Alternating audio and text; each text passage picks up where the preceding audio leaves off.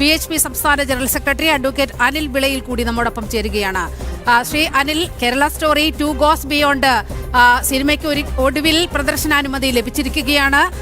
വിദ്വേഷ പ്രചാരണം എന്നൊക്കെ ആരോപിച്ചുകൊണ്ടാണ് സിംഗിൾ ബെഞ്ച് ഈ സിനിമയ്ക്ക് പ്രദർശനാനുമതി നിഷേധിച്ച് സ്റ്റേ അനുവദിക്കുന്ന സാഹചര്യം ഉണ്ടായത്. ഇപ്പോൾ സിനിമ തിയേറ്ററുകളിലേക്ക് എത്തുകയാണ്. എങ്ങനെയാണ് VHP കാണുന്നത് ഈ വാർത്തയെ? യാഥാർത്ഥ്യം പറയുന്ന സിനിമകൾ വരുമ്പോൾ ചില ആൾക്കാർക്കൊക്കെ എതിർപ്പുണ്ടാവുക സ്വാഭാവികമാണ്. കേരളത്തിലെ TP 51 വെട്ട് എന്ന് പറയുന്ന ഒരു സിനിമ വന്നപ്പോൾ ഇവിടുത്തെ ഇടതുപക്ഷ പ്രസ്ഥാനങ്ങളൊക്കെ ഉറഞ്ഞു തുള്ളുകയായിരുന്നല്ലോ. ഇതിനകത്ത് എന്താ തെറ്റ്?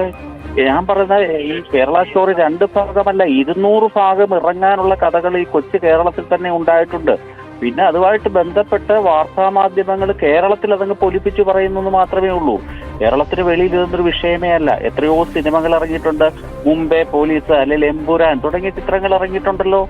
അന്നും ചെറിയ എതിർപ്പുകളൊക്കെ ആൾക്കാർ പറഞ്ഞിട്ടുണ്ടെങ്കിലും ആരും അതിനെതിരായിട്ടൊന്നും പ്രവർത്തിക്കുകയോ കേസുകളുമായിട്ട് ഉണ്ടായിട്ടില്ല.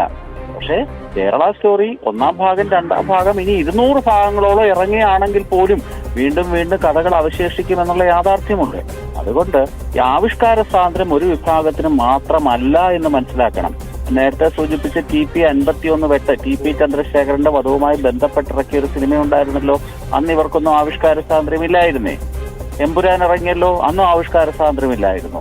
അതുകൊണ്ട് ഇതൊക്കെ യാഥാർത്ഥ്യം പറയുന്ന സിനിമകൾ വരുമ്പോൾ ഇവർക്കൊക്കെ അസുഖങ്ങളാണ്. ആ അസുഖമൊക്കെയാണ് ഇപ്പൊ മാറിക്കിട്ടിയിരിക്കുന്നത്. തീർച്ചയായിട്ടും ഞാൻ വീണ്ടും പറയുകയാണ്, 2 ഭാഗമല്ല ഇറങ്ങേണ്ടത്.